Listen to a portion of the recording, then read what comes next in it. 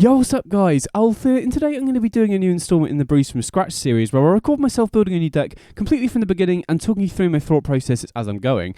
So in this episode I'm going to be doing Alchemy Ninjas. So the new balance patch for both Alchemy and Historic just went live yesterday, and most of it is buffs to the Ninja archetype, which is really interesting. So Blue-Black Ninjas has been an archetype in Historic for quite a while now, and this balance patch definitely does have an impact on that deck. Moon Circuit Hacker was already a card that was running that deck, and giving it Scry 2 in addition to the draw effect is so powerful. I think this card is a really big meaningful upgrade for the Historic version. And then we also get this changed version of Futurist Operative, which I also think is a card that the Historic version will be interested in running, probably over something like Fairy Seer. But I don't think outside of these two cards that the Historic version of the deck changes all that much with the rebalances here. I'm not sure any of the other cards really make it into that deck. Now, if you'd like to see me do my own version of that deck and work on it a little bit more, definitely let me know in the comments, because that is a deck that is on my list of stuff to get to and try. I have played it a little bit, but I've not really tweaked it myself, if that makes sense. But I thought in this video it'd be more interesting to cover Alchemy, because Ninjas has never really been an archetype at all in Alchemy, so I thought it'd be much more interesting to look at it there, because we are kind of looking at creating a new deck from the beginning that way. So Futurist Operative and Moon Circuit Hacker are both cards that I expect to run in the Alchemy versions. I think the Operative getting unblockable is just perfect for all of your Ninjutsu cards, and then Moon Circuit Hacker, already Historic playable before the buff, and now it gets this really big buff of getting Scry 2 in addition.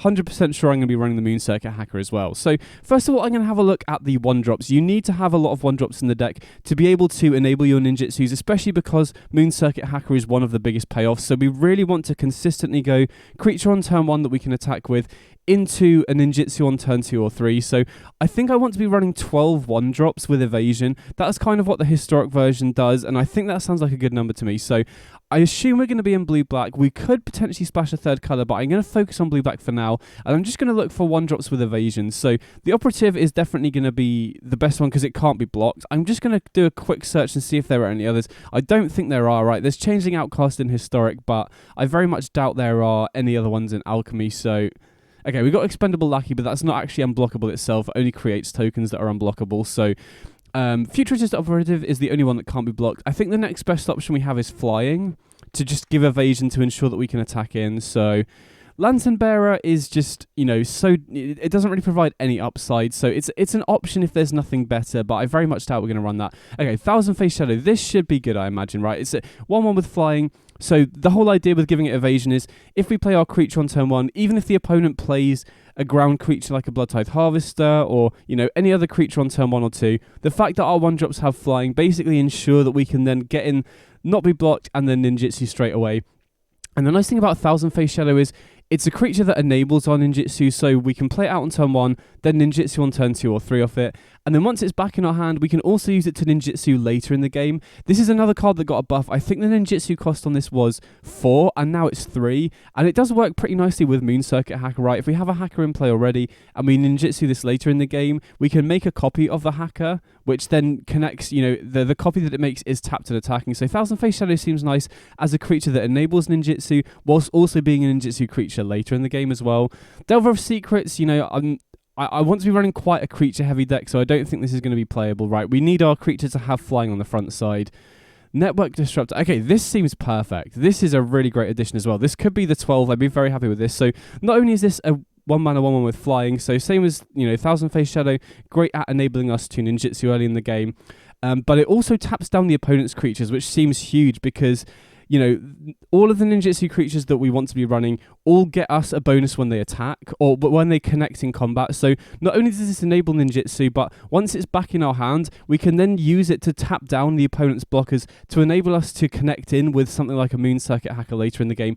And it's also a rogue, so if we end up running the Lord, there was a new ninjutsu Lord that buffs both ninjas and rogues, so this would get buffed there as well. Now, talking about the Lord, I think in terms of ninjutsu, my main focus is trying to find ones which produce card advantage. Having played the Historic version, I really think you want to leverage card advantage ninjutsu ones if possible, rather than just a buff, because especially in Alchemy, decks in Alchemy either fall into two categories or like a combination of the two. They're either committing to the board or they're just producing a ton of value. And I think in order to leverage tempo, which this deck is really trying to do, you really want to be pulling ahead on card advantage, I think, which is one of the main reasons why I think Moon Circuit Hacker is so strong, right? You get card advantage on the first connection, and then it just fixes your hand after that. So I'm not sure I'll be thrilled to run ninjutsu effects that don't produce card advantage, but we are playing in Alchemy. There might not be a high enough density of them, really. So before we move on to the ninjutsu cards, I'm just going to have a quick scroll through to see if there are any other one-drops. But like I said, I think 12 is a good amount, and these all seem very good quality, right? We have Unblockable, we have 2 flyers that both also produce benefits later in the game, right? We can tap down with the Disruptor, we can ninjutsu off the Thousand Face Shadow later as well. So, I mean, if we're just looking at generic cards, okay, this is all of the one-drops with flying in these colours. So this would be the best other option because it does have a benefit of getting Death Touch, but these 3 are way better than all the alternatives. So I'm pretty happy with the enablers we've got for ninjutsu here. Now I'm just going to search for ninjutsu, and I think I'm going to expand it to outside of blue-black for this because, you know... Oh, wait, why isn't it coming up? Oh, right, we've still got the filter on one-drops. So I think, you know, like I said, I really want to be focused on trying to find ninjutsu cards that produce card advantage that then snowball the game for you, because I feel like if you're not producing card advantage in Alchemy, where there's Cruciuses and there's Invoke Despairs and Ruscos, it's going to be very easy for the opponent to just grind a bunch of value, find their removal spells, and then pick apart our board. But we'll just go through them all and see which ones stand out. So I very much doubt we're going to splash white. There's only one white ninjutsu card, which is kind of weird. So we've got Prosperous Thief here, which produces treasures, which isn't awful, but again, I think, you know, particularly with this, you'd want to have a lot of card advantage to make use of the treasures, and I'm not sure we really do. I'd rather, like I said, try and find stuff which produces card advantage. So we've got the Covert Technician, which gets back artifacts from the graveyard, which, you know, doesn't really synergize with what we're doing here. So this bounces creatures, which isn't the worst, but the ninjutsu cost is really expensive on that.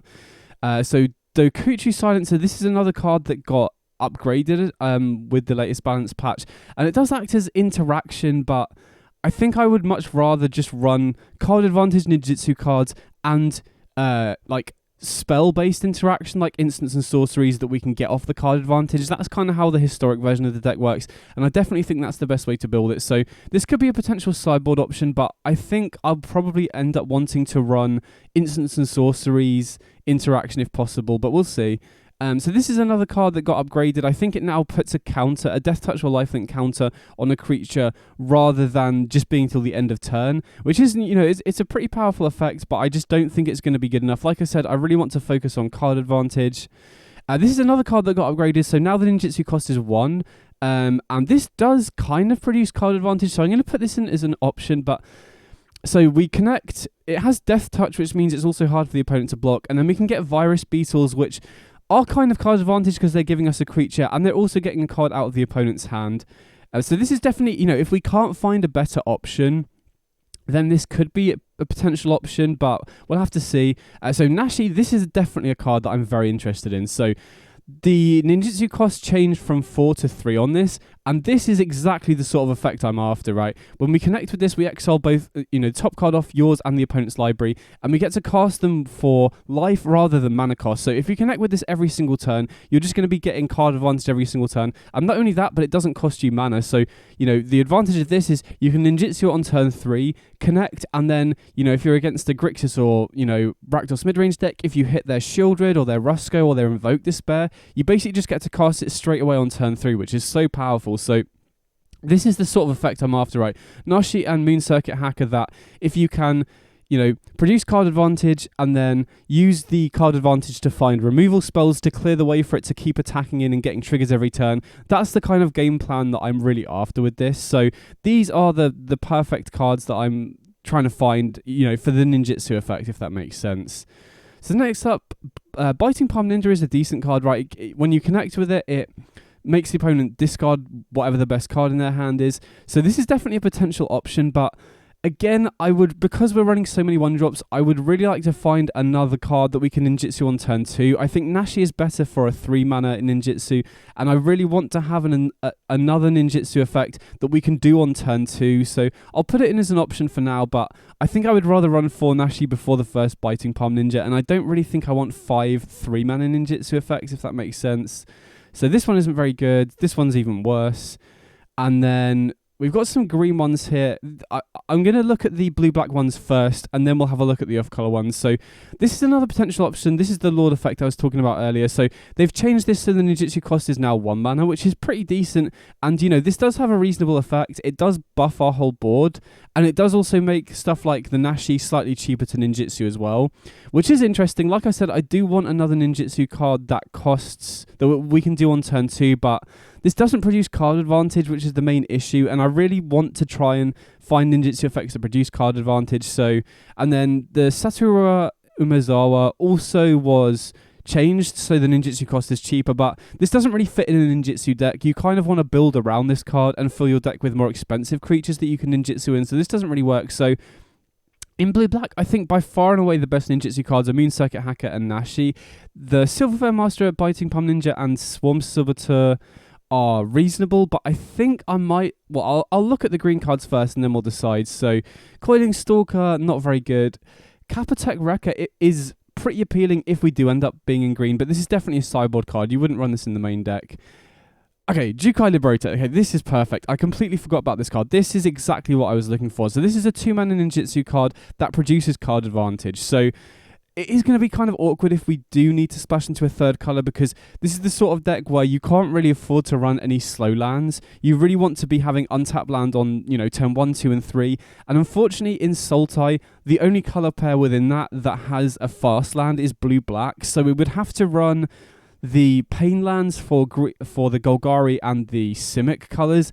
Thankfully, though, we do have access to Secluded Courtyard, which can not only cast ninjas, but can also pay for the ninjutsu cost. So Jukai Liberator, even though it is going to make the mana base pretty awkward in this deck, I think this is just so much better than the other cards, because, like I said, my goal for this deck is to try and have ninjutsu effects that snowball the game in terms of card advantage, and then you just fill the rest of the deck with interaction to clear the way to keep connecting, and Jukai Liberator is perfect. Like I said, I wanted another ninjutsu card that we can bring in on turn 2 off the back of our 1-drops, and Liberator and Moon Circuit Hacker is so good at doing that. So I'm not sure we want more than 12 ninjutsu cards really, so I'm going to cut the others from the deck. I don't think Swarm Saboteur could be a sideboard card potentially, as could the Biting Palm Ninja. I imagine they'd both be used in similar matchups though. And honestly, I'm not really sure that we want extra ninjutsu cards. I'd kind of be happier to just run, more interaction in the sideboard. So I'm going to cut these for now. I think 12 enablers and 12 ninjutsu payoffs should be good. And then I just want to fill the rest of the deck with interaction. Now, I don't think we really want to be running too many actual green cards in the deck, because one of the reasons that I'm optimistic that we could splash green here is because of Secluded Courtyard. So Secluded Courtyard is a land that enables us to cast exactly ninja cards, right? We can name ninja on this and then we can ninjutsu in. So I don't think we'll have enough actual green lands to be able to cast, green instants, for example. So the rest of the deck, I'm just going to focus on putting blue and black instants in the deck. I don't think we really want sorceries here because we are a tempo deck. We want to be playing at instant speed. And ideally, I think we really want cheap interaction here.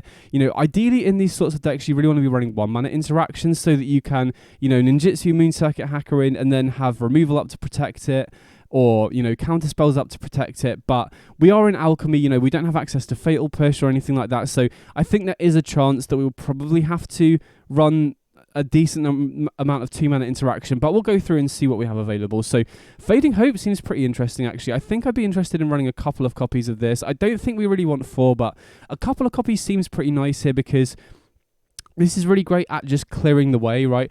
The other nice thing about having all of our ninjutsu effects produce card advantage is that a card like Fading Hope, which is normally card disadvantage because you just bounce it back to the opponent's hand, doesn't, breaks even on card advantage if we can clear the way to attack, right? If we have a Nashi or a Liberator in play and we use Fading Hope to bounce something, not only do we get a scry one if the creature is small, but we also get to get card advantage off the creature attacking. And the other nice thing about Fading Hope is it can deal with creatures of any size, and we can use it to bounce our own creatures as well. So if we wanted to protect one of our, powerful ninjutsu cards, we can use Fading Hope to bounce it back to our hand, and then potentially just ninjutsu it again if we have another creature in play. So I think a couple of copies of Fading Hope seems nice. Now, there are going to be situations where we're not getting card advantage every single turn, so I don't want to run more than 2, but I think 2 seems like a decent amount to start off with.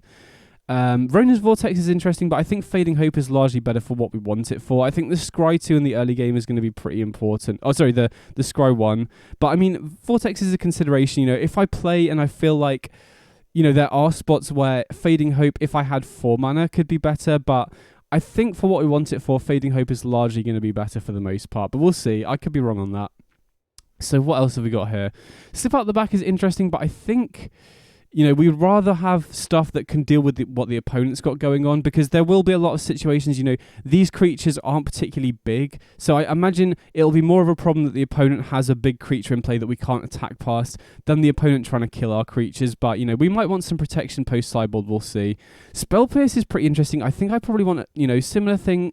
Couple of Spell Pierce in the main seems pretty nice. The historic version runs it, and this works nicely as a way to protect our creatures and stop the opponents, Invoke Despairs and Fable of the Mirror Breakers. And I think 2 is a good amount, so I kind of like 2 Fading Hope, 2 Spell Pierce at the 1 mana slot.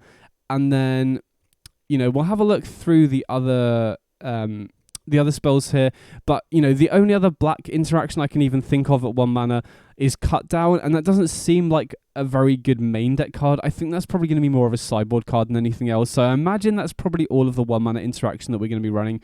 Make Disappear is interesting instead of Spell Pierce. I think I could potentially sideboard the Make Disappear, but that doesn't seem that great. Make Disappear seems kind of like a main deck card, and I think since we have access to a Premier counter spell at 1 mana, I don't really think it's worth running Make Disappear. I think we'll have to run some hard removal, like Go for the Throat at 2 mana, but when we have Spell Pierce, I don't think it really makes sense to be running Make Disappear in this list, because we do want the cheaper interaction if possible. I don't think we really want cards like Seek New Knowledge or Consider, because our creatures are going to be producing card advantage, so I think we just want to focus on stuff that's going to affect the board and clear the opponent's creatures out the way to enable us to attack. So don't think there's any more blue cards that really stand out to me here. Cut Down, like I said, not really going to be a main deck card, I don't think, but I'm happy to run 4 copies in the sideboard. I think this is going to be very important to bring in for stuff like Spell Pierce against, mono red goblins, the faster creature decks, just to ensure that we can keep connecting with our Ninjutsu cards. Then what else have we got here? Cast Down is interesting, but there are a lot of legendary creatures that we want to be able to kill. Go for the Throat, I think this is going to be a slam dunk for. We really want to be able to kill the bigger creatures, like, Shieldred's going to be a potential issue, because I do imagine the mana base is going to be quite painful in this deck. So Go for the Throat seems really good as a catch-all removal spell. And then Lowly End is also a card that I'm quite interested in trying out, because this has always been a card that I think is just reasonable on rate. We want to focus on clearing the way in the early game, and I think Lonely End, the weakness of this card is it doesn't kill bigger creatures, obviously, but the main focus is just clearing the way in the first few turns. We're a tempo deck that's trying to leverage card advantage in, turn 2 onwards, and so Lonely Edge should be able to deal with most of the threats that the opponent plays in the early game. Kills Crucius, kills Bloodtooth Harvester, kills Fable of the Mirror Breaker tokens, and this is also another card that got buffed so that if you're not the starting player, you gain 3 life, which is pretty huge. Now, because we're having to run, I imagine we're going to have to run all of the Pain lands. Being able to gain some life back off this seems really huge, particularly going second against aggro decks. So I quite like Lonely End. We'll definitely try it out here. It's always been a card that I think would be good, and I think in this particular deck where we want our removal to clear the way in the early game should be decent here. And then there's Shieldred's Edict as well, which is pretty interesting, but I feel like I want to try Lonely End here. I feel like the life gain on this should be very relevant. And it also does deal with Planeswalkers as well. Now, not as cleanly as Shieldred's Edict, but I think I'm going to try Lonely End to start off with. And if there are spots where Shieldred's Edict would be better, then I consider bringing this in as well. Now, I don't really want to run more than 8 pieces of 2-mana interaction. Like I said, we really want our interaction to be cheap wherever possible. So I don't think I'd be more interested in running Shieldred's Edict in addition to these 2. But if I play and I feel like Edict would be better, I could definitely see swapping that in. And then we'll have a look at the 2-color stuff. So Bind to Secrecy seems like a card that I could be interested in running in the sideboard. Against the matchups where, if like control sort of, or if the opponent's just not running many creatures, this seems good. Just as a hard counter to stop their stuff. That can also, get us creatures or get us additional stuff off the spellbook later in the game. Seems pretty nice as well. So that's all the interaction for now. Like I said, I think the main things I'm going to be watching out for as I play games is if Rona's Vortex could potentially be better than Fading Hope, and if Shieldred's Edict could potentially be better than Lonely End. So I'll definitely pay attention to that as I'm playing. So main deck, I think I'm pretty happy with this. Now, in terms of the mana base, we could obviously go down from 24 lands because we do have quite a low curve, but I feel like this is a deck where the card advantage we get off Moon Circuit Hacker, Nashi, and Liberator, specifically like Liberator and Moon Circuit Hacker, give us such good card selection that I don't actually mind running 24 lands here just to ensure that we're hitting our land drops to be able to ninjutsu. And the other thing is, if we're ninjutsuing for 3 or 2 here, we do kind of want to have extra mana so that we can ninjutsu and have mana open for interaction as well. And additionally, if we are producing a ton of card advantage off these cards, we need to be able to cast it. So even though we have got quite a low curve, I think I'm happy sticking with 24 lands to start off with. Again, it'll be something that I'm keeping an eye on as I'm playing. I don't want to get flooded out. And the other thing is, since we are 3 colours, I do think we'll need a lot of dual lands to be able to have enough of each colour to be able to consistently, be able to ninjutsu Liberator on turn 2, for example. So I think I'm happy with 24 lands to start off with. I'm going to go onto the sideboard before I build the mana base, though, just because I'm going to record that off camera, just because it takes ages and it's not that interesting to watch. So sideboard wise, first of all, we want some graveyard hate here. So I think I'm going to just run a couple of copies of an unlicensed hearse. It just seems like the best generic option for sure. I like 4 cut down. Bind to Secrecy seems decent as a 3 of. I'm not really sure about these cards. I definitely think I want 4 Capitec Wrecker because that seems very good against both Anvil and the red-white equipment deck. So I'm definitely happy with that. Then the Silence of the Swarm Saboteur and the Biting Palm Ninja, I'm not really sure about, to be honest. I feel like... Well, I'll cut them for now and see what else we've got here. So we've got 4 cut down for aggro. We've got 4 Capitec Wrecker for the artifact decks. We've got Bind to Secrecy and then a couple copies of Unlicensed Hearse. So I'm not 100% sure on the last 2 slots and the mana base. So I think what I might do now is just pause the recording, build the mana base, and have a think about what I want the last 2 cards in the sideboard to be. And then I'll come back, I'll show you what I've done with the mana base, and I'll tell you what I've gone for the last 2 cards. So I'll catch you in a bit. Okay, so I've just built the mana base and put the last 2 cards in the sideboard. So I'm going to go through the mana base first here. And like I said, we are going to be running all of the pain lands, which is a little bit unfortunate. We are running a very painful mana base, but we're running a very fast tempo deck. So I'm hoping that the damage we take off this shouldn't be too bad. And also the life gain that we get back off Lonely End is pretty appealing. This is one of the main reasons why I wanted to start off with the Lonely End instead of the Edict. But like I said in the mana base, definitely going to be running the 4 courtyards so that we can name Ninja, and then this works with everything other than the Network Disruptor, which is pretty nice. And because the mana can be used to use abilities, we can use this to ninjutsu the Liberator, for example, which is pretty huge. Then blue-black is the only colour pair where we have the fast lands, so we're just running the blue-black, the green-black, and the green-blue pain lands. Now, obviously, blue-black is the primary colour in the deck, so we're running all of the good blue-black dual lands. And like I said, it's very important to not run slow lands in this deck. Even though slow lands would help fix the taking a bunch of damage off the pain land situation, I think you just can't afford that. We need untapped mana on turn 1, 2, and 3, and so the slow lands just aren't really even a consideration for me in this deck at all. And then outside of that, we've just got a couple basics and Ottawa and Takanuma, and the mana base actually seems like it should work. Obviously, it's annoying that we're going to have to take a lot of damage off it, but we're a very early game deck. We're an aggro deck essentially, or I guess aggro tempo, so this is the sort of deck where you can afford to run a lot of pain lands and get away with it, I think. Now, the only slight annoying thing here is that we're 1 mana short to consistently have green mana on turn 2. So according to the Frank Carson articles, you want 13 green sources if you need it on turn 2. And we only have 12 Llanowar Elves, Yavimaya Coast, and Secluded Courtyards. So I think that should be fine because we do have, ways to dig for it. We can Moon Circuit Hacker to scry to and look for it. We have Fading Hope, which can scry as well. So I'm hoping that we can get away with it because we have these, sort of early game card selection cards. If not, I could potentially see cutting one of these basics for a Boseiju, but I can see that being much more of an issue when we need blue on turn 1 and we have a Boseiju as one of our lands. So I'm going to start off with this and hopefully it will end up working out all right. And then in terms of the sideboard, the last 2 cards that I put in were Kaito Shizuki. So looking at the sideboard, I did think that against the decks that are more controlling and don't have as many creatures, we kind of want to have enough stuff to cut, go for the Throats and Fading Hopes, And so I wanted to run, we've got Bind to Secrecy here, which is obviously a good card to swap in. But Kaito seemed just perfect for this deck, right? It's a ninja payoff planeswalker that's also generically powerful in and of its own right as well. So against decks that are very heavy removal and not many creatures, we can board out of Go for the Throat and Fading Hope and just bring in Bind to Secrecy and Kaito Shizuki. Lonely End is nice because it can also deal with planeswalkers as well. So I think this is a card that you can keep in against creature-like decks if they're running planeswalkers as well. So Kaito seems like a decent,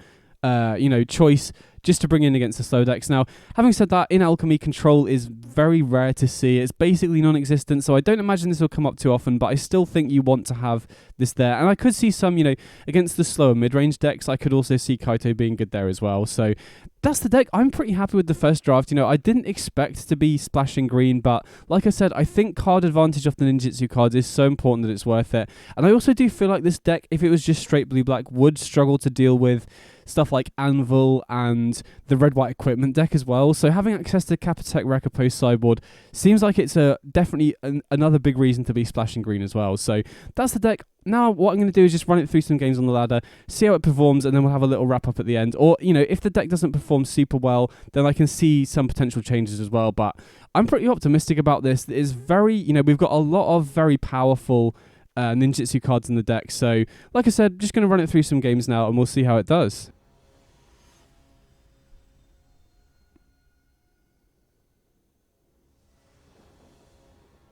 Okay, so we're going second here.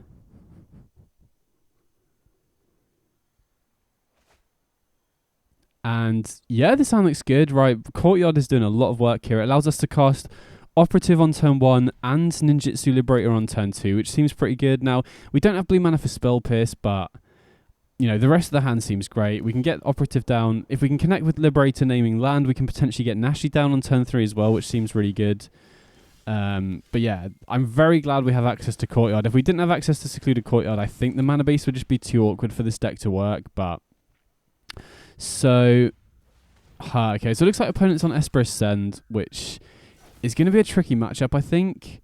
And unfortunately, I think they do take the Liberator here, which makes things pretty awkward for us. Right, we do have Lonely End, which can kill whatever they play, and Go for the Throat now as well. But if they take the Liberator. If we don't find our third land, then we don't really have a great game plan. Okay, sick. We found the third land, which is really important. So I'm going to attack him with the Operative here, just get him for 1 damage. We're not going to use it to block, so we might as well attack here. And then the third land does hopefully enable us to be able to Ninjutsu Nashi next turn. Oh, wow. They have another Peddler. That's really annoying. So now they take the Nashi as well. I was going to say, if we could use Go for the Throat or Lonely End to kill whatever they play this turn, and then Ninjutsu Nashi off the Operative next turn, but now we're not in a great spot, so that's a little bit awkward. I do think we're going to Lonely End here. We don't want to let them build up a huge board. Now, that does potentially allow, it fuels their graveyard for Ascend and... Oh, that's a good draw. I was going to say, yeah, it fills their graveyard for Ascend and for Extraction, especially if they're running that. But drawing Nashi off the top is huge here. Hopefully we get a good hit. As long as we don't hit 2 lands, this should be good, because we're at such a high life total. Okay, not the best, but we do get a free Disruptor here, which isn't the worst, right? And the opponent's also in a kind of a weird spot now where they need to keep stuff back to block. I mean, they do have the Juggernaut Peddler, obviously, but if we can draw another removal spell here, or like, I guess we don't really have the mana to do that, but okay, so they buff the Peddler here to a 3/3. So, I mean, we can kill the Rafine, but then we can't really attack with Nashi, which is annoying. We would love to be able to clear the way for Nashi to attack again. Okay, they are on Extraction Specialist, which is good to know. They play at Rafine's Tower, sure. Okay, so I think we just have to kill the Rafine here, otherwise they're just going to run away with the game. And I definitely want to pay with the Courtyard here so that we have mana open for Spell Pierce. Now, I very much doubt they're going to use Ascend, which is probably their only non-creature in the whole deck, but I still think it's worth holding it up. Just in case they're running some non-creatures that I'm not aware of. Now, we could have played the Juggernaut, but I feel like, Rafine is a card that's just going to completely run away with the game if we don't deal with it straight away. Okay, Inquisitor Captain, not great. So they're clogging up the ground here, which is kind of concerning. They do use the Polymorphist on the Nashi, though, which I'm pretty happy about, because I don't think that Nashi's ever really going to attack in while it's just stuck on the ground and they have a bunch of blockers. Whereas now we have a couple of good options to Ninjutsu here. So I think we're just going to go with the Liberator. And yeah, while we have these unblockable and flying creatures, that's going to enable us to repeatedly connect. I think them using the Polymorphist on the Nashi there was maybe a mistake. So I'm going to run out the Operative, and then I kind of want to run out the Disruptor as well. I mean, since we only have one Ninjutsu card in our hand, I don't think we really need the second Enabler.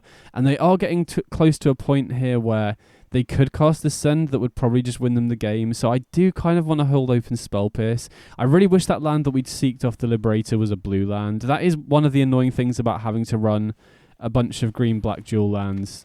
Okay, there's Extraction Specialist, so that's a little bit rough. I assume we maybe lose the Moon Circuit Hacker here. I mean, they could look at our hand and decide that it's, you know, they do just take the Moon Circuit Hacker. I guess that kind of makes sense, right? Because with the Operative in play, that would have guaranteed us some card advantage. Now, the nice thing about Operative is it's actually a pretty good blocker here. So, for a 1-mana card, I'm pretty high on Operative. I think I'm pretty excited to try it out in the historic version of the deck because it does seem better than Fairy Seer to me. Now, unfortunately, I do think we're going to have to go Shields down here. I think it's important to just get another blocker in play because the opponent does have a big board. If they have Ascend, we're probably just losing anyway. So I think we can take a turn off from holding open Spell Pierce. And I guess we'll find out if they have Ascend, right? They'll just cast it this turn, so... But yeah, I don't think we can afford to play around it now. If we can get through this turn, we could potentially hold open Spell Pierce on later turns. Wow, they attack with everything. Okay, I mean, we've got pretty good blocks here, I think. So we can block the Inquisitor Captain, and then we can just trade up with the Polymorphist here. So I'm pretty happy about how that combat went, to be fair. I think I'm just going to run out another Juggernaut here, so... And again, they don't really have great attacks, right? If they attack with everything, we can just trade with either the Peddler or the Specialist, and then just block with the Operative. Well, another Juggernaut Peddler, sure. I mean, they could... I think they're probably better off just not giving us anything. Like, if they have Ascend, they obviously take Spell Pierce here, but if not, I think I would rather have another Juggernaut than this Network Disruptor in hand, so I wouldn't be surprised if the opponent just declines to use the Peddler effect here. Because surely... Wow, they take the Disruptor. I mean, surely another Juggernaut is more threatening to them than a Disruptor. Not sure. I mean, obviously we don't know what's in their hand, but I'm a lot happier to have an extra 5/3 than a 1/1 flyer. And we already have 2 Ninjutsu enablers in play, so if we do draw like a Nashi off the top, we can very easily get in with it. So we could trade with the Peddler or the Specialist here. I think I'd rather get rid of their Lifelinker, to be honest. And also, you know, another Peddler in the graveyard gives them more fuel for Extraction Specialist. Okay, Moon Circuit Hack is a nice draw here, so I think I want to attack with the Disruptor here because the Operative is a much better blocker, and the Disruptor can potentially clear the way for our ground creatures to attack as well. So we'll get in with the Circuit Hacker here and see what we hit. Oh, okay, we definitely want the removal spell here. I don't think we want the land. Yeah, the Scry 2 off Moon Circuit Hacker feels so nice. And then again, you know, we are going shields down with the Spell Pierce, but opponents approaching enough lands where they could probably Ascend and pay for Spell Pierce anyway. And I'm pretty confident they don't have Ascend unless they draw it for the turn because they would have played it last turn anyway. So I'm happy just committing more to the board just to ensure the opponent doesn't, you know, draw a Polymorphist and then just attack for a bunch. I'd rather have consistently good blocks here. Okay, there's Elas Ilkor, which is a bit worrying when we're at a low life total here, but we have the removal spell for that, and we went second as well, so we should gain the 3 life back off the lonely end, which is pretty nice. And the opponent's running out of blockers here, right? Unless they have Ascend, they're, you know, we have a much bigger board than they do now. So I think I'm interested in getting rid of the Peddler and not bouncing it. Oh wait, that was a mistake. Sorry, I should have bounced the LS Ilkor first. That was really stupid of me. But yeah, I don't want to bounce the Juggernaut Peddler because they'll just get another Peddler trigger. Now, I guess with Spell Pierce in hand, it doesn't really matter, but we should be getting in for a huge amount of damage here. And we get to, you know, we get the Liberator and the Circuit Hacker trigger here. I think I'd rather trigger the Circuit Hacker first, just to see what we draw before choosing whether we want to go for land or non-land. And I think I'm happy with both of these, right? We've got removal spell here. I think at this point we can just discard Spell Pierce. But yeah, we've got a removal spell and we've got a tapper. So even if they get multiple creatures in play, I think we're good to just win next turn. So even though Ascend is a very scary deck and they have been putting a lot of threats into play, we've managed to surprisingly survive on the ground, which is impressive. I mean, them giving us a bunch of Juggernauts has helped here for sure, but if they hadn't used the Juggernaut Peddler, we would have just... what was I saying? Yeah, we would have just ninjutsu'd earlier in the game. So it's, you know, this isn't the sort of game plan I expect to be able to, you know, do and win, but yeah, we managed to get there. Nice. So against Ascend, we definitely want the Unlicensed Hearst here for sure. And then Spell Pierce, I mean, it is obviously good against Ascend, but that's the only card it's good against, and Hearst is better there anyway because it's just constantly going to be exiled in the graveyard to make sure Ascend isn't good, whilst also acting as a threat. And then I think Cut Down's probably better than Fading Hope here as well because a lot of their creatures are hittable by Cut Down. Even something like Graphene we can hit with it. And then I think, you know, I don't think it's worth cutting Lonely End or Go for the Throat for Cut Down because they do have some bigger creatures. I mean, having said that, like, maybe it's best to cut... we are on the draw, actually. I was going to say, maybe it's best to cut Lonely End for Cut Down if we're on the play because we're not getting the extra 3 life. So that's an interesting dynamic that I've never really thought of before because the 3 life is a meaningful upgrade now. That maybe Lonely End is a card where if you're up against a Cut Down deck, it's better to have Cut Down when you're on the play. Yeah, that's an interesting dynamic for sure. So this hand... I think we have to keep it. We don't have a 1-mana creature, which is a little bit annoying, but, you know, we've got early interaction and we've got potentially a turn 3 Nashi if we can connect with the Moon Circuit Hacker. Now, again, I would love to trade in one of these cards. You know, maybe the second Nashi for a 1-mana creature would be really nice. Then we can Ninjutsu Hacker on turn 2 and then clear the way for Nashi on turn 3 as well. But, you know, I think this hand's good enough that we don't really want to keep. Plus, with Juggernaut Peddler, you don't really want to mulligan. Oh, wow, there we go. Sick. So we drew 1-mana creature off the top. That's great. Oh, wait, it's not a ninja. Oh, my God. That was a huge misplay. Okay, I need to remember that going forwards. That was such a punt. Whoops. Oh, no, that's so bad. Okay, at least we get to cast 2 creatures this turn. But yeah, I obviously should have just played the Otawara on turn 1 here. Yeah, that can... I feel like that, you know, if the opponent has anything powerful here, that could make a huge difference because we could have already ninjutsu Moon Circuit Hacker and scryed 2 and drawn 1 at this point, so, and played the Disruptor again, so that was such a bad mistake on my part. Okay, I mean, opponent has a slow start, so maybe we don't get punished for this, maybe. We'll see. I mean, we're definitely going to go for Nashi here, and we're definitely going to bounce the Network Disruptor because this is really sick. Like, Network Disruptor then hopefully enables us to connect with Nashi again the following turn. Wow, we hit Lonely End as well. So now we get to kill the Elasil Core and gain the 3 life back. So that was sick. And now we've got both Lonely End and Network Disruptor to, you know, kill and tap down whatever they play. Oh, wow, they've got Depopulate. Okay, I wasn't expecting that. So I think we're going to run out, you know, with both Nashi and Liberator in hand, I think I'm going to run out both the Moon Circuit Hacker and the Network Disruptor here. Just in case they kill one of the creatures, then we can ninjutsu the other one. But yeah, Network Disruptor seems really nice here.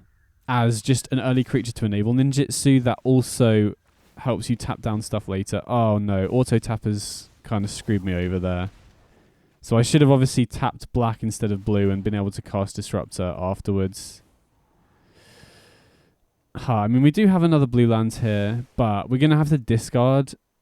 And, I mean, I guess we can discard the Nashi instead, but... I don't know. I don't feel that's really worth it.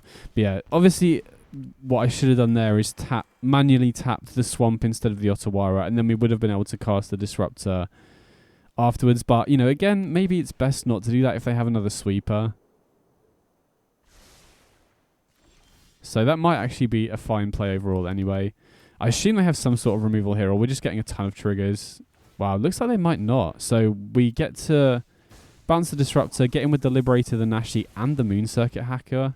So I think we want to resolve Nashi first, then the Hacker, and then decide whether we want to go for land or non-land. Interesting. So I'll scry both of those to the bottom, I think. And then... we got a discard. Discard... I think we can discard one of the Disruptors here. If it'll let me unselect. Yeah, there we go. And then pick non-land off the Liberator. And then... I think, Operative not being blockable is nice, but the opponent's at 3, and Evangel just acts as another 3 power threat. So unless they have another sweeper here, they need, 3 removal spells here, or like a blocker and 2 removal spells. I mean, they did mull, and they have basically not committed to the board at all, so they could just have a hand of sweepers if they boarded in depopulates and stuff against us, but I know we just got there. So, I mean, that felt really good, especially against the top tier deck.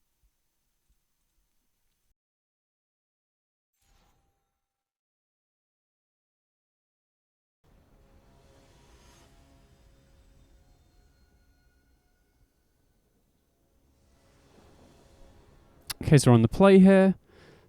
And can't keep that because we don't have any blue mana, unfortunately. I think we can keep this, though, right? We've got turn 1 Disruptor or Thousand Face Shadow. Probably the Thousand Face Shadow. Into turn 2 Moon Circuit Hacker to hopefully find some removal or maybe, another slightly bigger ninjutsu card. Going to run out the Thousand Face Shadow here just because I think having Network Disruptor in hand is generally better to be able to tap down stuff later. Okay, so probably against the Boris Equipment deck here, if I had to guess. Okay, another Moon Circuit Hack is pretty nice here. So, going to attack here, Ninjutsu in the Moon Circuit Hack, see what we hit, and then probably just going to play the Thousand Face Shadow and pass back. Yeah, the Scry on the Moon Circuit Hacker is so nice. This card is sick. Okay, we hit another land, which isn't the worst. Well, I mean, we really want to find some removal here, ideally. Thankfully, we do have the Thousand Face Shadow, and we were on the play, which I think is going to make a pretty big difference in this matchup. Yeah, we'll see what the opponent does here. Okay, they attack, so they're potentially letting us attack with the Moon Circuit Hacker. Okay, so I think we'll attack first here. There's a chance they've got Rebel Salvo or whatever the equipment interaction is called. The 3 mana one that gets discounted. But yeah, we'll Ninjutsu in. I think if they have it, they'll obviously use the removal spell on the Moon Circuit Hacker that's just entered play so that we have to, we don't get the free card advantage. Yeah, Rebel Salvo, okay. So they do have it, which makes sense. We do at least get card selection off the Moon Circuit Hacker here. Okay, Jukai Liberator is a nice one. I definitely think I want that. And again, I would rather dig towards some removal, I think. And I think since we have the courtyards here already, we can just just trying to think whether we want to play the Disruptor out here. I could see keeping it to tap down something during the opponent's turn, but I would rather have 2 evasive creatures in play to be able to ninjutsu, even if they have a removal spell for one of them. But yeah, we do want to get closer to a removal spell ourselves here, because the opponent is also kind of playing an aggro deck of their own. Okay, there's Armed Scavenger. Okay, interesting. So I think I want to Lonely End the Armed Scavenger here, just so that we can connect with the Moon Circuit Hacker. Plus, that's definitely a snowbally card, right? If we let them keep that, then they're just going to be able to get free equipments every single turn, which we don't want.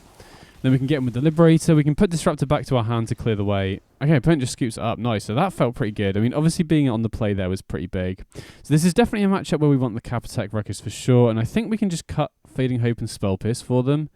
But yeah, it seems really good at just getting rid of their artifacts. This is kind of a matchup where I think if you were just blue-black, you would struggle to deal with a lot of their threats, because the new equipments spread themselves over multiple bodies, right? You've got that one that conjures the goblin and a token with the artifact, with the equipment on it.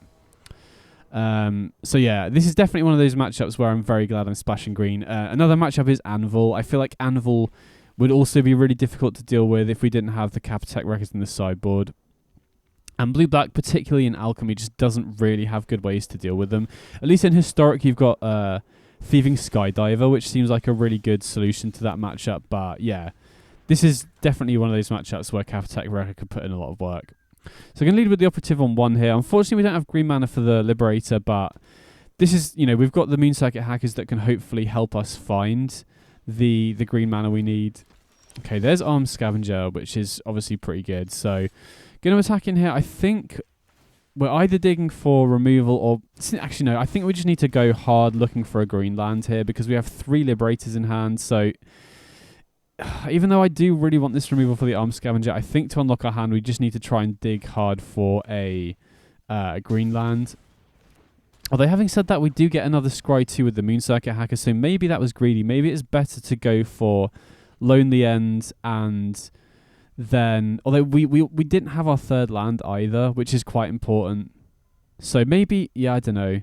It's close. I think maybe it's best to go for Lonely End there, kill the Armed Scavenger, and then try and get another Moon Circuit Hacker trigger to find a green land. Mask of Immolation is pretty good against us because they can use that to kill all of our 1 toughness creatures, so that's potentially an issue here. I mean, I've been really impressed with Operative. I completely forgot that it has an 0-4 body back to block, which also means it's very hard for them to kill with red-based interaction. I mean, obviously, this deck is running Rebel Salvo, but against the deck like, you know, mono-red aggro, for example.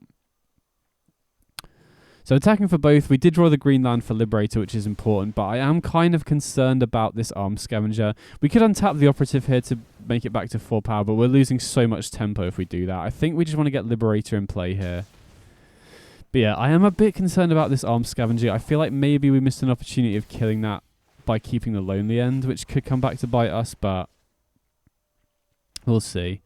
I mean, we do get 1,000 Face Shadow, and now we do have the green land. We can go for Liberator every turn. Although, having said that, they can just equip the Mask of Immolation and kill the 1,000 Face Shadow. So, yeah, that Mask of Immolation definitely seems like it could be a big issue for us here. Okay, they Molten Impact the Liberator. Not great. Okay, they might miss a land drop here, though. We'll see. Yeah, they do. Okay, that's huge.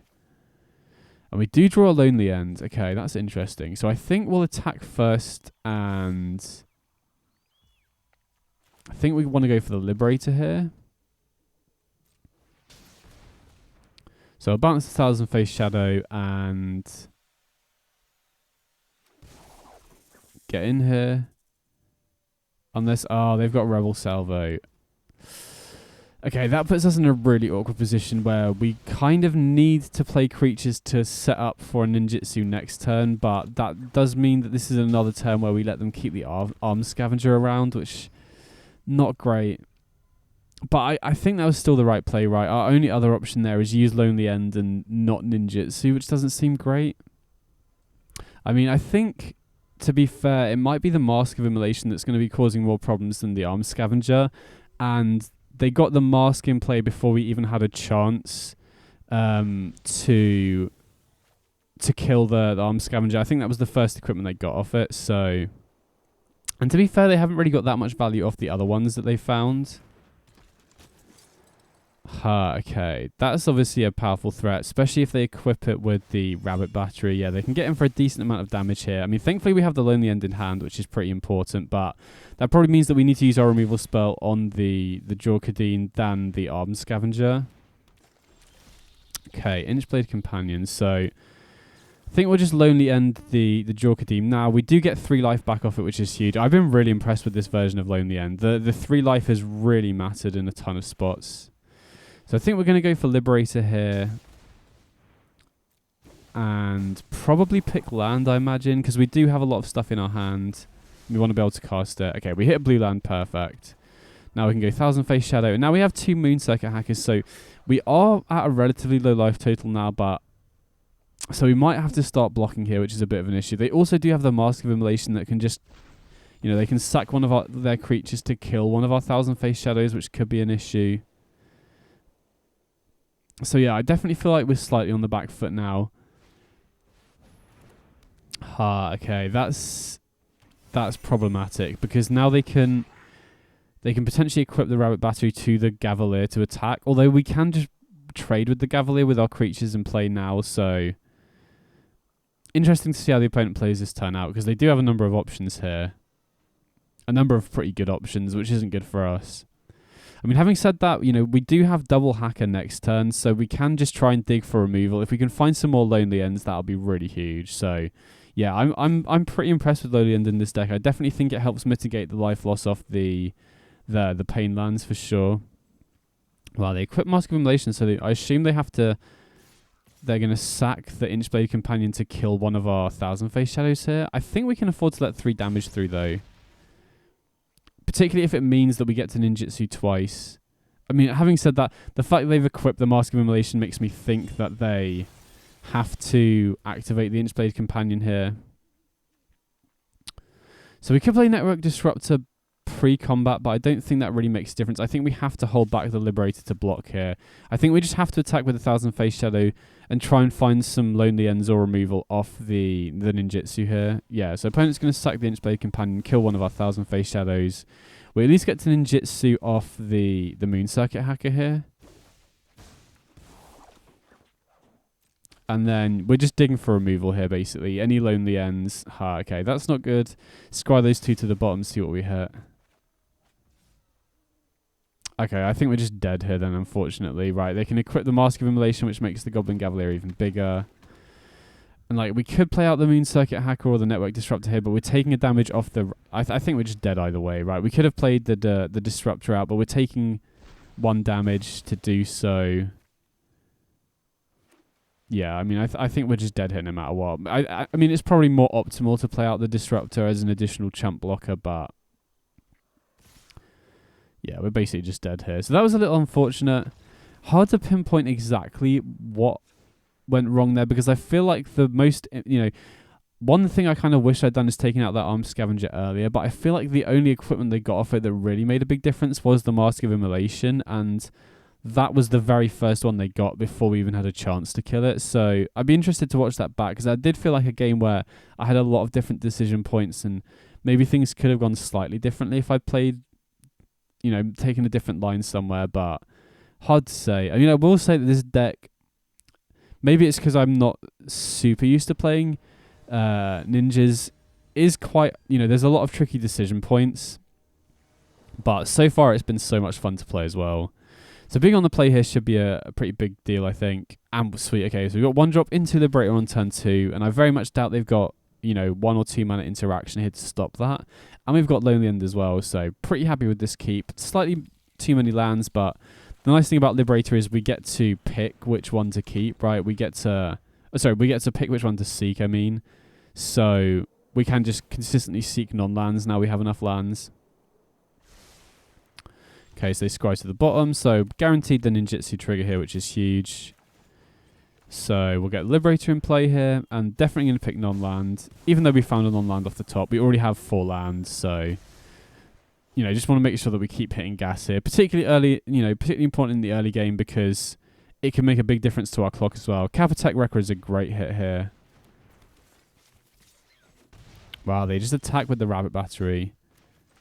I mean, that's sick. Guaranteed another trigger off the Liberator. And I'm kind of tempted to go for land here, but I think with, with another Liberator trigger next turn, and we haven't even played our 4th land yet, it's probably best to just keep going for non-land, just to make sure that we have, good options. I think if we don't draw land next turn and we connect, I'll probably start looking for lands, but... okay, there you go. Inchblade Companion and Kemba. Okay, so I assume we're just killing the Kemba in response here, right? I assume they click the Inchblade Companion. Yeah, we don't want to give them extra blockers on the ground, because the Inchblade Companion does seem like it could be quite good against us, because it can just produce blockers on the ground to allow us to not connect with stuff like Liberator. Interesting, so we did find a land off the top, so I'm very glad we went for non-land off Liberator last turn.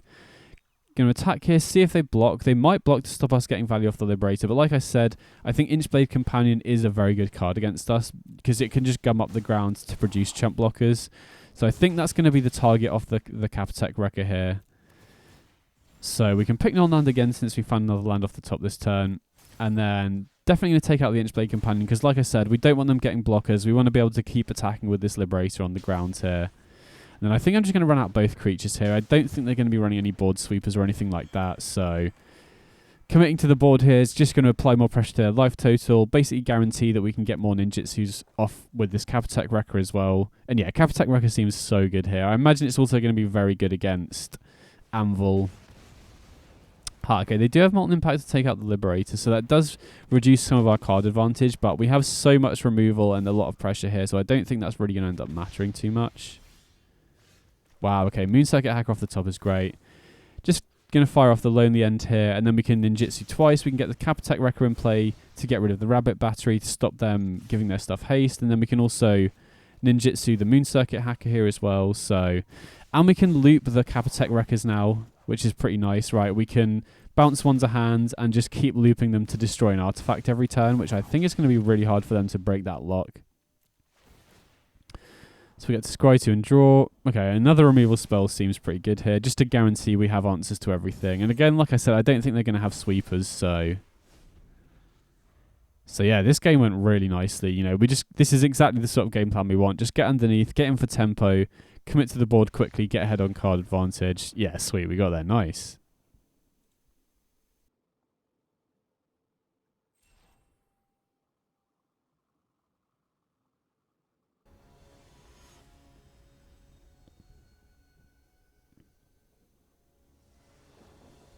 Okay, so we're on the play here. And yeah, this hand looks great. You know, again, another example why Courtyard's putting in a lot of work here, because it can cost blue on turn 1 for the Thousand Face Shadow and potentially green on turn 2 if we want to go for the Liberator. Now, there is, you know, if we draw a blue land off the top, I think there is some consideration to going Moon Circuit Hacker so that we can replay the Thousand Face Shadow, but since we really need to find a land here, I think I'm just going to go for the Jukai Liberator and just go for land. So the Monumental Facade is interesting. Maybe the opponent's playing Okay, sweet, we hit a blue land. Yeah, maybe the opponent's playing a Mind Splice Apparatus deck, potentially. That'd be quite interesting, because I've not seen that in Alchemy so far.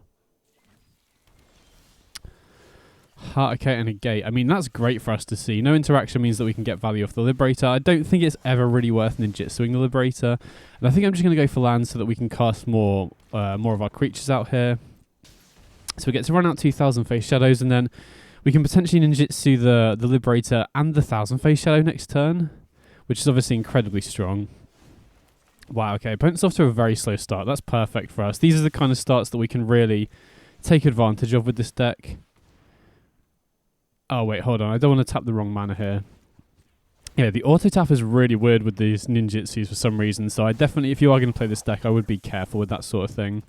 But yeah, we get to ninjutsu in Moon Circuit Hacker and another Liberator, so we're pulling so far ahead on card advantage here, and the opponent's down to 6. I think we're going to go with the Moon Circuit Hacker first just to see what we hit. And yeah, I think I'm pretty happy to find another land here. And then I think we'll just go non-lands off the Liberators here, since we already have our next land. And then we can run out Thousand Face Shadow to, you know, enable us to ninjutsu Nashi next turn potentially, but, you know, the opponent has to have a sweeper here or they're just losing. But it's nice to be able to recover from a sweeper with a full grip of cards. Wow, no sweeper. I mean, I don't think there's anything at instant speed the opponent can have to save them here. Okay, wow, opponent had a super slow start, so I have no idea what we're up against here. I mean, maybe they're on a domain deck, but they don't have many actual, you know, lands with card types. I'm going to assume we're against a control deck of some sort, so I think we're going to bind in the Bind to Secrecies and the Kaitos and just cut some of the creature removal. I think I'm going to keep in a single go for the... Actually, I think Fading Hope's probably better if they are on control, because we can use Fading Hope to save our own creatures as well. You know, if they are playing something like Shieldred, we can use it to bounce that temporarily. And Lonely End, you know, if they are playing control and they're not playing many creatures, I think Lonely End can deal with Planeswalkers. Now, that might be a little risky, because if we sideboard wrong here, we could be at a real disadvantage in this game, but... You know, I don't think, you know, the fact the opponent had a bunch of tap lands and they didn't commit anything to the board makes me think that they must be on some sort of control. Okay, got to mull this, unfortunately. You know, got 1-drops and no payoffs and too many lands, so definite mull here. Let's see what else we get. Okay, this isn't ideal, but I think on a 6 we probably have to keep this. And I'm going to put back a Lonely End just because, I mean, again, maybe I'm putting too much stock into the opponent being on a control deck, but okay, nice. That's a really good, nice top deck. But yeah, I don't really want 2 Lonely Ends when we're not even sure that they're playing Planeswalkers. Okay, so that's the tap land. So going to attack in here and just go for the Liberator. Now, we could have potentially gone for Moon Circuit Hacker first. But if we're going to do that, we should wait to play our lands, because we'd want to try and find another blue land off the Moon Circuit Hacker, basically. And I think because another blue land is pretty important here, this is really close. Yeah, I don't know. Maybe I should have gone for land there just to try and find another blue land. I'm not 100% sure. Wow, Bloodtithe Harvester. Okay, so we're not... Maybe I was a bit hasty sideboarding too heavily against a control deck then. Maybe I should have just run it back and seen what they were on before making too many changes. I mean, we do get to get in with the Liberator here, which is nice. And I think I'm going to go for non-land again. This does kind of highlight that you can get cut off blue mana considering so many of your cards in your deck are blue, but in order to consistently have green mana on turn 2, I do think you need to be running 4 Llanowar Wastes, but we'll see if it's much of a problem here. We did get to use our mana pretty efficiently that turn, so not the worst. Wow, they're on Fable as well. Okay, so I think I did miss sideboard here. Maybe I shouldn't have gone too much, but I just thought after the first game where they had a ton of tap lands and no creatures that they must have been on control of some sort. So yeah, if this does go to a game 3, I'm going to have to change my whole sideboard strategy again. I mean, we might still be good enough though, right? They've still had a pretty slow start. Wow, Flesh Gorger. Okay, so the opponent's on a completely different deck to what I expected. Okay, so Fading Hope is pretty nice, so we get to bounce the token and Scry here. I don't think we want Bind to Secrecy. I think we just want to try and find blue lands at this point, because the last few turns haven't been too bad, but I think we are getting towards a point now where if we don't find another blue land, we might be in trouble. Although, having said that, we are still using our mana pretty efficiently here, right? We get to get in with the 2 Liberators. Gonna go land here to try and find a blue land. Wow, we don't. That's a bit annoying. I mean, again, I think I'm just gonna, we have enough lands themselves, but we're just not finding any blue ones for some reason, which is kind of frustrating. So it could be pretty awkward here if the opponent uses interaction or they have a board sweeper, because we can we only have enough blue mana to deploy 1 threat here, which is pretty annoying. But yeah, we'll see what happens. I'm still not sure what is going on the other side. Oh, okay, so they're on Reanimator, sure. Okay, so we completely missed sideboarded then. I mean, Bind to Secrecy might be decent here at stopping their reanimation spells, but yeah, if they can reanimate a Flesh Gorger here, we might have a tough time, because we cut all of the removal from the deck, basically. Although, having said that, go for the throat is the best answer for reanimation targets, and obviously that doesn't work against the Flesh Gorger, so I think I'm going to tap it down this turn and just try and find... I mean, the only removal that we've got left that actually makes a difference here is Fading Hope, that we've already used. So, yeah, I really don't know what the best thing to do is in this spot. Okay, we found a blue land, but it's a tap land, unfortunately, so... yeah, I think we're in trouble this game, because they're going to, if the Flesh Gorger didn't have lifelink, we'd be fine, but the fact that they can attack back, swing the life total race back to... they can go up to 10, and they're getting the reflection back as a blocker as well. Now, if they didn't get the reflection, there's a chance they have to keep the Flesh Gorger back to block. And if we didn't have just black lands, we probably could have committed enough creatures to the board that we could kill them the following turn. I mean, the Thousand Face Shadows are pretty interesting here. If they do attack, we can potentially make copies of stuff, but yeah, they're committing too much to the board for that to work. So I think, unless we draw something crazy that I've not thought of, the only way I can think of winning this now is attacking with everything and then hoping that they don't double block, hoping that they don't block with both creatures for some reason, and then we can potentially go 2 Ninjutsu Thousand Face Shadows to make copies of the Jukai Liberator. But I have to imagine they're just going to block both creatures here. I mean, since they have that Phyrexian Flesh Gorger, I think my only route to victory here is just hoping they make a mistake with blocks. Maybe they don't block with the reflection. If they just block with the Scrapwork Mart, then we can double Thousand Face Shadow. Yeah, okay, I think we probably lost this one then. And this is just pretty much entirely down to me mis-sideboarding. So yeah, we can make a copy of the Liberator. Had they not blocked the other one, we could have got in... Oh, I don't even know if that would even be lethal at that point. Yeah, this was tough. I mean, at least going into game 3, we know what they're on now, and we can sideboard better. So we do get to take out both their creatures, but we're just dead on the backswing, unfortunately. Now again, if we'd drawn blue lands earlier, we might be alright, because we'd have been able to either apply enough pressure to the board where we can kill them on the backswing this turn, or we could have, deployed enough blockers to not be dead to the Flesh Gorger, but yeah. Bit unfortunate. I mean, we could have obviously left our creatures back to block, but I feel with the Flesh Gorger attacking every turn, we have to just take that advantage. We have to just go for it that turn and hope the opponent messes up, basically. So we definitely want the hearses here. Now we know they're on Reanimator. And I think we won't go for the throat. I have to imagine that they've got more reanimation targets. They're probably running a Traxer if they're running Reanimator, and go for the throat is a good answer to that. I do kind of like Spell Pierce as well. I don't think we want the Kaitos. I don't want to go overboard and go for the throat, though, because one of their reanimation targets was Flesh Gorger. So yeah, I think I'm just going to run it back like this. I do like Bind Secrecy because in Alchemy, all of the reanimation stuff is non-creature. So that should, Bind Secrecy should be able to stop them reanimating stuff.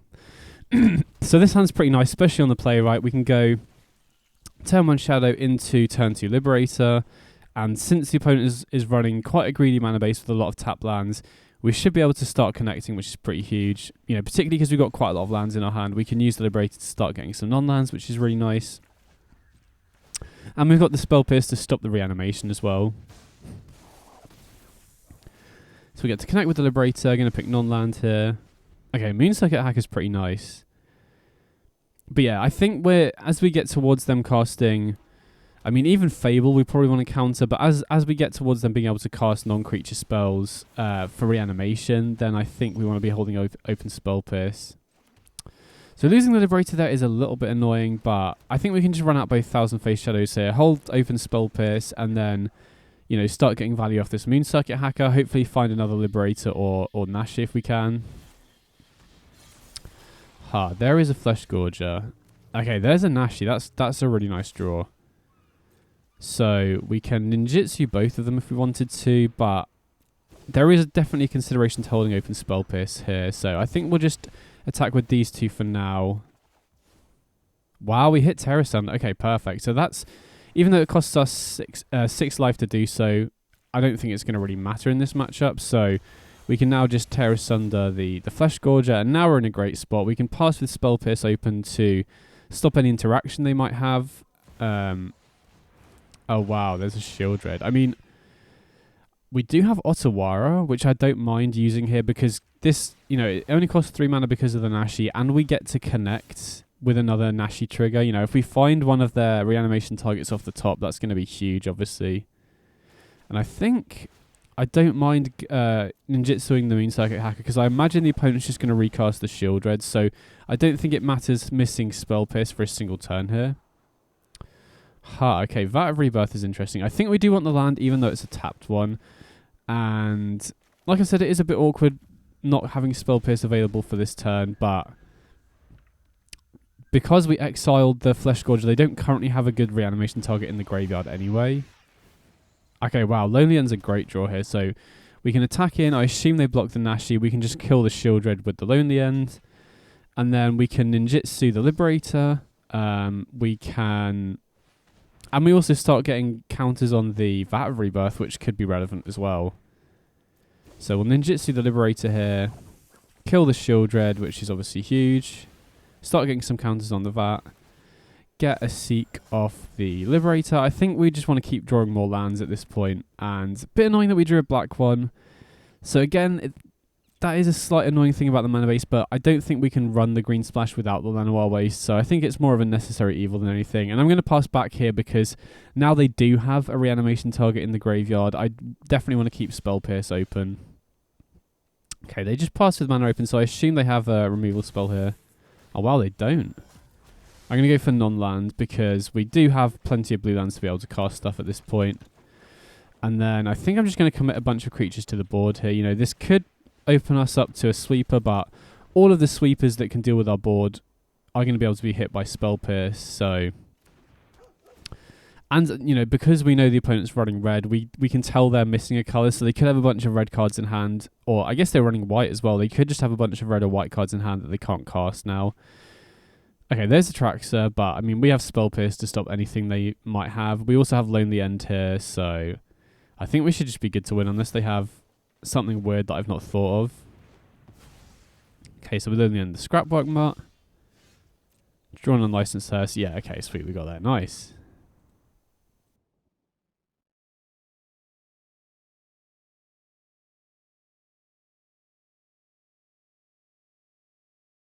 Okay, so what do I think of the deck overall then? I mean, from the games I've played so far, the deck feels really strong to me. I think I'm really happy with Hacker, Nashi, and Liberator as payoffs. I think these are cards that can just completely snowball the game if the opponent isn't able to deal with them. I've been really liking the suite of interaction. Lonely End really impressed me. The 3 life is great at offsetting the damage that we take off the land, and is obviously going to be very good against the mono red decks. Now, I've not faced any of the aggro decks yet, so I'm not 100% sure how that matchup goes, but with 4 in the end, 4 go for the throat, 4 cut down, I feel like that matchup should be pretty good. Again, I've not tested it yet, so I'll have to keep playing, but overall, the decks felt really powerful, right? We managed to beat, in the matches I recorded, we managed to beat 2 of the top tier decks. I've also faced Grixis a couple of times, which I consider to be probably the best deck in the format, and I managed to win one, and I did lose one, but I played really badly, so I'm not 100% sure how that matchup goes, but I think if you play carefully and you don't just play into their removal, then that matchup seems like it could be really good as well, because these are such powerful payoffs, and this is a very snowbally deck, right? I think the mid-range and interactive decks have kind of got bigger and bigger over time to beat one another, so a deck like this can definitely kind of punch through when people don't have that turn 1 or 2 interaction, you know, especially if you're on the play. Getting one of these down into a Hacker or a Liberator on turn 2 is so powerful, and then Nashi is such a snowbally card as well, you know, particularly if you get a good hit off it on turn 3, that can just single-handedly win you the game. So, for example, against one of the Grixis matches that I had, I ninjutsu this in on turn 3 and got a Rusk off the top, which basically just won me the game. So I think the power level of this deck is there for sure. In terms of any changes I would make, I'm not sure I would really change anything so far. I really like the interaction suite. I think Go for the Throat is obviously great. Lonely Ends really impressed me, you know, particularly the 3 life you get off this going second makes a very big difference. And then Fading Hope and Spell Piss felt really nice as 2 ofs. Spell Piss was a little bit awkward in certain matchups, but this is going to be really, really solid when you do manage to hit it. You know, if you hit a Fable or an Invoke Despair, it's going to be really nice. So I do like the 2 and 2 split. Fading Hope felt really nice, but I don't think I'd run it more than the 2 of. The 1 mana enablers were all really sick. Operative, obviously the best because it can't be blocked. So even if the opponent has flyers, we can get in. And Network Disruptor was surprisingly good as well. You know, the fact that you can get this down on turn 1, Ninjutsu on turn 2 to get like a Liberator in play, and then if the opponent plays a blocker like a Bloodtithe Harvester, we can then just play this, tap down the Harvester, get in with the Liberator again, get even more value. And then Thousand Face Shadow, probably the worst of the 3, but there were a lot of situations where I could Ninjutsu this and, you know, copy a Liberator or a Moon Circuit Hacker. So the 1 mana enablers are really good. And all of the payoffs felt really nice as well.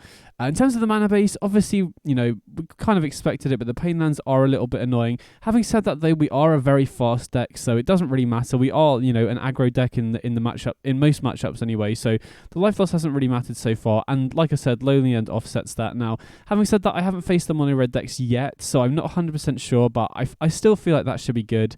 Llanowar Waste was a little bit awkward when we have so many blue cards, but I think we need it to ensure that we have the green mana consistently for the Liberator, so kind of a necessary evil, and the rest of the mana base actually worked out surprisingly well. Secluded Courtyard has been the real MVP. I don't think you could run this deck, well, you couldn't run the 3-color version without the Courtyard, but because of this card, we definitely can. You know, we were consistently able to get Liberator out, which was my main concern, and that's been really huge. Then in terms of the sideboard, I think everything here seems pretty good. Kappatek Wrecker has been really good so far against the artifact decks. Like I said, if you're pure blue-black, I think you're going to struggle a lot against the equipment and the anvil decks, whereas Kappatek Wrecker gives you a great way to just, you know, deal with their board very easily in those sorts of matchups.